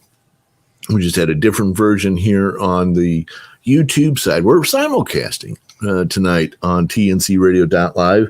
Also out on YouTube, you can go to Rideshare Rodeo for that. Steve, for those who may be listening in for the first time, and I like to think we have new first-time listeners each and every time we're on, tell them a little bit, what is Rideshare Rodeo?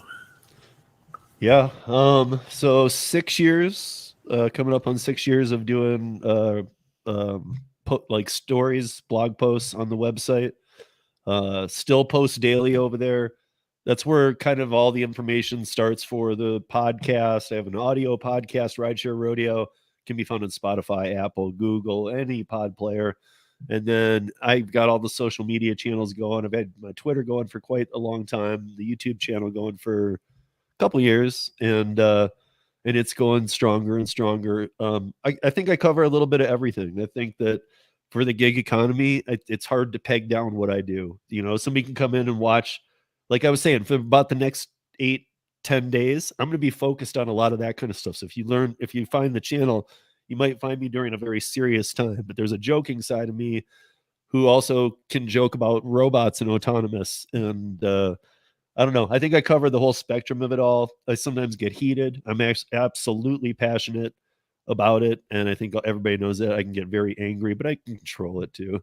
And I can laugh at it too, because sometimes there's nothing we can do about it. Well, true. But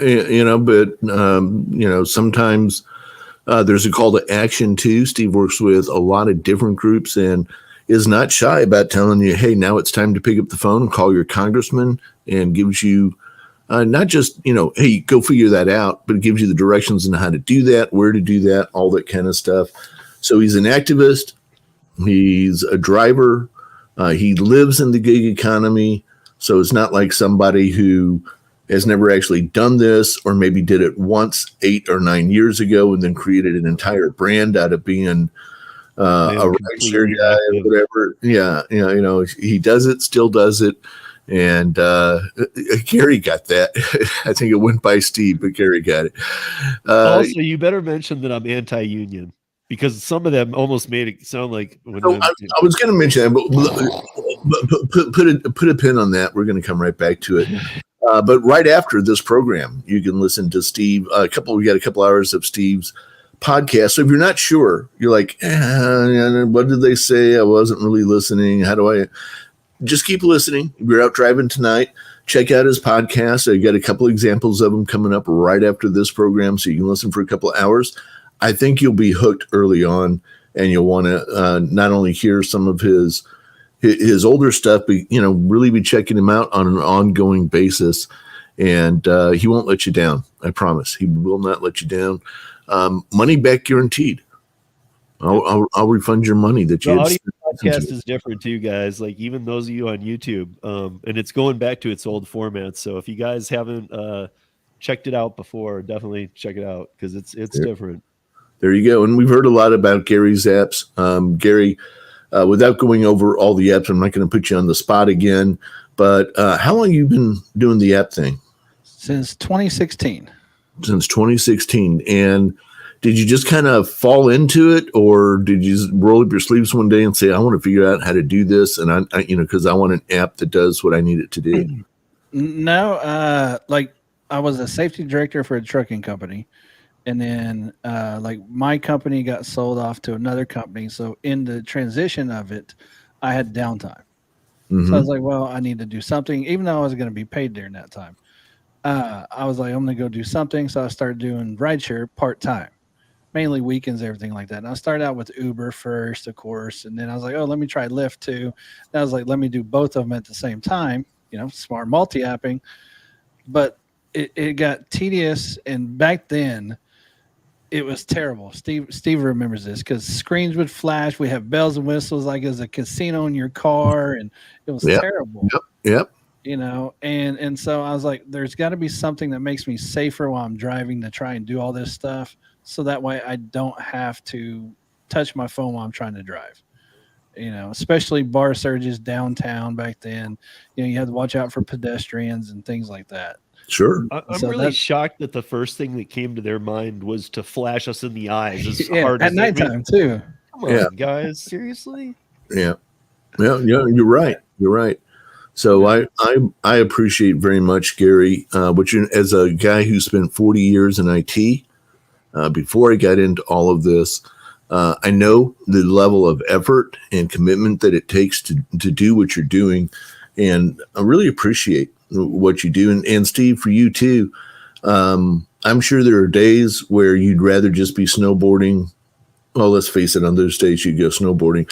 There are probably days where you'd rather be just sitting at home and watching TV or something, but you get up and you do it, and you love this world, and you care about those of us who are doing and living in the gig economy, and you ring the bell and you try to get us to look at things. And let's face it, not everybody hears what you're saying all the time, but they eventually get there and go, oh, that's what Steve was talking about. Now I get it. So it takes a little while sometimes, and sometimes I'm sure it's kind of lonely out there, huh? It's hard to digest, Steve, sometimes. Well, I'm being serious. There are times when you got to feel like you're kind of by yourself because people don't get it yet, because you're on the forefront I mean, there are things that you've taught me that first time you said AB5 to me, I'm thinking, does he mean abs? And he's just like not kind of confused or something. He's telling me I need to work on my abs. I mean, I had no idea what you were talking about, but I caught on kind of quickly, and I think others have too over time, that we realize, and for those of us who are Steve fans and have been doing this for a while, we realize that Steve is on the forefront. And if you want to keep up with what's going on, Rideshare Rodeo is where you need to be. And he's not paying me to say that. I'm telling you, I could spend my time on a Friday night doing whatever. I could go and why do I want to hang out with Steve and Gary? Because these guys are actually making a difference. And that's why I'm involved in the media that I'm involved in. I sleep real good at night when I feel like I've made a difference in somebody's life, and being involved with Steve and Gary, I feel like we're making a difference. And, look, are we changing the world? No, but we're changing our little corner of it. We're making it better. And, even if one person tonight is helped because they got Gary's apps, or because they learned something about what Steve was talking about and they went and looked it up and called their congressman or what, that's a win for me. I'm good. So I appreciate that, man, because I think that's both where Gary and I both come from, is that we are here to help people. And I do, I always take it as almost like a pass fail thing. Like when you said maybe it goes past some people, like, because what I'm trying to do is take what I've been told, and it takes me a while to understand it the way I'm being told on that level, and how much I have to take on. It's become easier, but I'm trying to take that and in parts bring it over so that people understand. I don't want it to be a Tarantino movie and all out of place and everybody to be like, what's going on? I don't get it. Right. So I feel like I'm failing if I try something and that happens, but I will come back at it again. I'm not, I shouldn't say fail, but like, I'll feel like, okay, I didn't get that across. I'm going to need to come back at that. Sure. Because I do try and bring it to a level where I would think all of you guys would want to watch this stuff. It's important stuff to know. Absolutely. Update, because it's an important update. New England is really being hit by this cold weather and wind, guys. Since we started the show a little over an hour and a half ago, now 50,000 people in Massachusetts have lost their power. 50,000 people since we started the show. That's bad. Yeah, the good news is a lot of people in an hour and 40 minutes. That's what I'm saying. The good news is we've improved in Texas from 195,000 without power to 185,000 without power. There's still a lot of people in Texas who are really cold. My house isn't built for this kind of cold, guys. It's just not. My heat probably runs twice as much as yours, Steve, because they never use it. I'm not insulated for it. It's. When you build a house, you build it in mind with what's the weather that this house is in, and we're not made for 40 degrees. We're made to withstand 95 degrees for 8 months out of the year. So, a lot of people in Texas suffering right now without power. So keep that in mind. Steve, you had mentioned earlier that they had shut down DoorDash and some of the other services in Little Rock, Memphis, and some of those areas. Do you know if those have been? Well, I said Austin and Dallas. Okay, well, yeah, Little Rock was on my list too that I saw they were shut down. Do you know if those have been restarted yet? Well, those were articles from today. Okay. About it being out, so I don't know if it's back up, like you said, since we started or whatnot, because this was mid-afternoon probably. Yeah. No, that's a shame, because that this would be the one time where you wouldn't give a crap how much they're charging you if you could just get a hot cheeseburger in the middle of the power outage and all that kind of stuff. Somebody bring it to you and put it on your doorstep. That would be really nice about now. So, I do know that, I do know that DoorDash and probably some other services too, like Northeast United States, they're starting to shut down a lot because the wind chills are getting too bad. People should not be out in it. Yeah. We're getting wind chills where literally you can get frostbite in just a couple of moments, from being out in there. Steve, I know that's something that you've studied and know a lot about. There are some people who are like, don't worry about it. I'm only just going to run out to the car and that kind of stuff. It's no big deal. It's a big deal, isn't it? I mean, it's a huge deal. People can die from this stuff. And I've seen people geared up to the T, like, and something goes wrong or whatever, and they rip a piece of gear, and we're in the back country, and the rest of their day is wrecked, and we were duct taping clothing and stuff. Mm-hmm. And it's still not doing its job now. I mean, because some of the equipment we use is amazing, but if it rips or tears, good luck. Even duct tape and stuff ain't going to fix it for the day. And you're out in some brutal stuff. And I mean that, like, when people use the term bone chilling, like in the backcountry, things can be so bone chilling that without the right gear, literally some of your bones like freeze. They're just not working right. Can't even imagine. The very first conversation, I don't know if you remember this, Steve, or not. The first question I asked when you and I and others started this show was, where do you draw the limit for yourself on, okay, I'm not going to drive in this? And, at what point do you say, you know what, I'm done? Is there a set thing that when it happens, you walk out, or... Yeah, pretty much anytime we get a ton of weather, instead of like the good old rideshare days when it would surge and it was worth it for me to go out, if it's that bad and I don't have things to do, I stay off the road because everybody else is a moron, not because of me. Yeah, I can drive these roads like nobody's business, but everybody else here is stupid. Well, and that's what I was saying the other day too on one of our programs. I really trust commercial drivers, and a lot of these guys have driven in a lot worse weather than a couple inches of snow and blowing wind. They're not the problem. The problem are the CDL drivers who haven't had their license but 4 months, or some four-wheeler who thinks that because he has a pickup truck with tall tires and his name's Bubba, that he can go as fast as he wants to on ice. And that, those are the people that you got to watch out for. I'm not worried about the professional drivers, and probably most of the people listening to this can handle a lot more than the average driver, but you're still on the road with the average and below average driver. And at some point you got to say, I'm out. For me, Houston can get amazing amounts of rain. Obviously y'all know about how we got 57 inches of rain in just a couple of days a few years ago from the hurricane. But I mean, just the other day, last week, when we had those tornadoes down here in Houston, we got 6 inches of rain in 2 hours. The streets are made to flood so the houses don't. Right. Okay. So for me, when I see that kind of rain coming in, I got to go park it, because I'm not going. I refuse to drive my car through water that's so deep it's going to, come in my engine and screw up my vehicles. I just won't do it. Yeah, I fully agree with you. And I'm just past it too. I mean, like I said, I used to do it because I would even go out and fight the morons though, and just be extra safe. Surge. If when the surge was a multiplier or something. Yeah. I mean, once even flat surge, I was like, whatever, man. I'm not going out in this. I'll just wait, and I'll do the day after when everybody still wants food.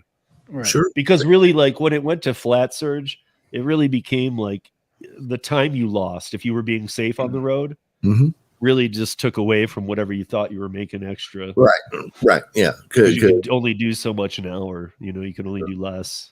But whenever they had the multiplier, I think, me going home for bad weather, it would take basically a blizzard for me to go home if it's surging 8 to 10 times. Oh, that's exactly. You just drive safe, but it's right. Worth You just it. drive safer, drive slower. You're still getting that big surge money, but yeah, once they switched over to that flat rate surge, it's like, oh, it's starting to ice up, or, oh, there's getting snow. I'm going home.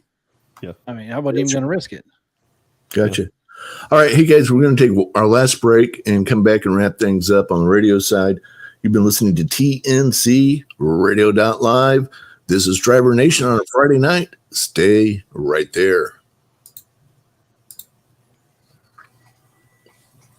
Hi, Sassy. Hello, Jersey man. What's up, Dana?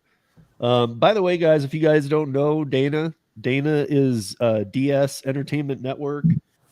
He's in Boston. He's been a gig worker since I have. Check out his channel. He talks a lot about like some tech stuff too. He is always talking about some tech stuff this time of year. But I've had him on the audio podcast before. Great guy. I think he's going to join me for a curry thing because he was saying that curry in Boston has gone down quite a bit, and I want to have him on this next curry talk. So Dana, I do have that. If you search Rideshare Rodeo, you'll see I actually do have that date and time post, and see if that works for you, man. I would love for you to join me. Drone, what's up? And Steve, let me jump in real quick here. I was saying what I do on Friday nights and all that. I will tell you guys, no show 2 weeks from tonight. So is Gary.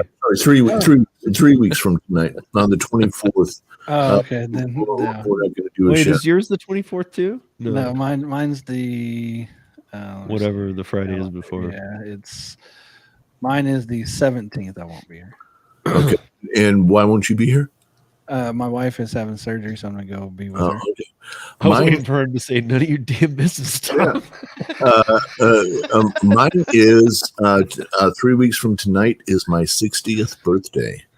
So as much as I like hanging out with you guys, I think we could do something different for my birthday. I'm gonna take that personal, bro. Yeah. You can do that, Steve. Feel free. I'm gonna drive to Houston and celebrate with you. There you go. It's only like 8 hours from my house. We can go. Steve, swing by here. We'll take the car down there. Yeah, we'll just live podcast and follow him around. Yeah, I got lots of room. My wife and I are still in the big house that we had with all the kids. So come on. We got plenty of room. We'll make it work. So yeah, going to take that time off. 3 weeks from today. Yeah, 7 hours, Steve. That's all we need for my house. Tom, do we have 34 seconds before the radio comes back? Yep. Are you a DoorDash delivery driver? Would you like to be safer and less stressed while driving and earn more at the same time? The Driver's Utility Helper app allows you to do just that. Create custom filters and its automated system does the work for you, automatically declining unwanted low-paying requests and accepting more profitable requests so you can focus on driving. Visit acceptordecline.com to get started today.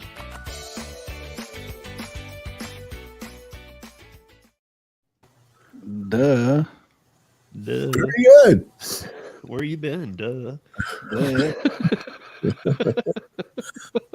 You guys, all the apps that we've been playing here, Maximo, that all go to Gary'sApps.com. You can see there you go, man. Yeah. But you can go there, and even Flex Alert, for those who don't know, who was it that was just using it Lisa recently? Yeah, Lisa, the driven mom. Yeah, I mean, it was just interesting hearing somebody who's just starting to use it. Gary, I think that was his first app, and no, Maximo was my first one. But it is free. But it is the only true free app. Right. 3, 2, 1.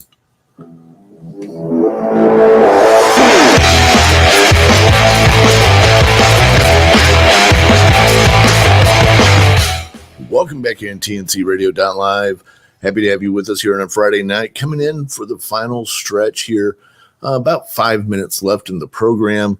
And, we've covered a lot of stuff tonight, Steve.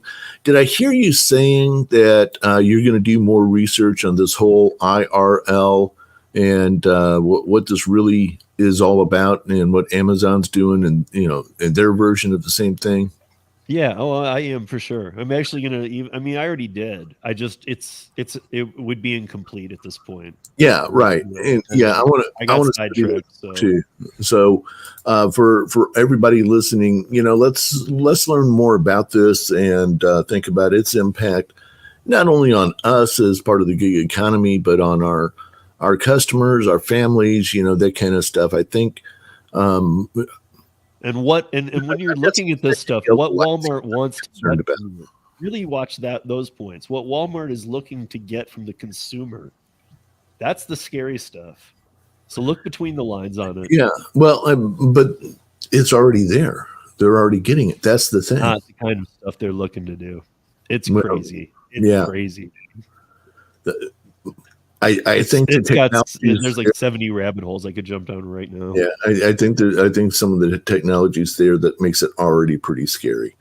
And you can see it as simple as if you pull up DoorDash or any of those sites and go into a restaurant that you've never looked at before and look at the suggested menu items suggested for you. Kind of scary how much they're keeping track of. Okay, he doesn't like fish tacos. He does like appetizers. Right. And how much more it can see. That's my thing, guys, is bottom line. I'm not scared of technology. I mean, Gary's like over the top. He's all about technology because he's writing code. So he has to almost be in the now. I understand the now. I think that we're moving too fast, or the technology is getting ahead of us. And Einstein has a quote even about this. I've agreed with you on that on certain things. Right, sure. But it's like, how quickly will it become out of control, though? Because the only thing that ends that sometimes is regulation, which I'm also against. So I'm in a no-win battle. The best thing that can happen is technology to understand it needs a pace. And let's quit launching things that don't work. Yeah. Too. I mean, that's on top of everything else. Like, quit having beta mode where somebody's signing away their life because you put the word beta in there. Well, I've been pretty impressed with the company that's popped up recently. I'm going to buy some stock in it. It's called Cyberdyne Systems. They've got this new thing called Skynet. I think that this stuff could be pretty cool in the future. Revolutionary. Enron shares for you over here. You want some of those? Some Enron shares. No, I don't know. Gary, what do you think? You think Skynet's a good investment? I think we should dump all of our money, the whole country's money, into that. Yeah. Everything we got. Yeah. So Skynet, Cyberdyne Systems, they got a product called Skynet. Check it out. Sponsored by debtclock.org. No, and really, guys, if you never have been, right now, go to debtclock.org. No, that's depressing. I'm trying to get people to do fun stuff. Okay. That's real, though. That is real time. It is real. It is real. Scary. It is ridiculous. It's beyond ridiculous. And it's usdebtclock.org. Oh, sorry. usdebtclock.org. Yeah. Well, hey, who cares? I'm turning 60. This is my kid's problem, not mine. It's never going to turn around. It's the speed at which it goes. It's like, whoa, dude. Like, it's never going to break and like go the other way that speed. We'll have to sometimes, Steve, like do that at the beginning of the show and then compare it to the end of the show, and so show people how much the debt increased in just one show. Well, I'll tell you, over the years, 1960 was 53%. Right now, it's 120%. Right. But luckily for me, I'll be dead long before we have to pay any of that back. So, I mean, that's my thing, man. I know we're at the end here, but shouldn't we be paying that back? Well, I mean, Steve, according to this, your portion owed is $94,296. Fork it over, buddy.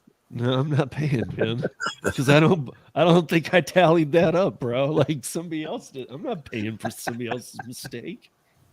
Why am I paying taxes then? Where are they going? Oh, gosh. Yeah. We'll take that on next week. You've been listening to TNCRadio.live. Gary, thank you very much. Appreciate everything you do and your fine work. Steve, just gushed all over you a few minutes ago. You guys are absolutely awesome. Honored to be with you. Honored to have so many people listening in tonight, watching us on YouTube. I hope you've had a good time, maybe a few laughs. We'll be back next week for the same kind of thing. Catch us over the weekend. We got lots of good stuff going on. If you're into cars, if you're into golf, if you're into fishing, we got you covered on Saturday morning. You want to do the church thing, we got a truckers church on Sunday morning. We've always got something going on here.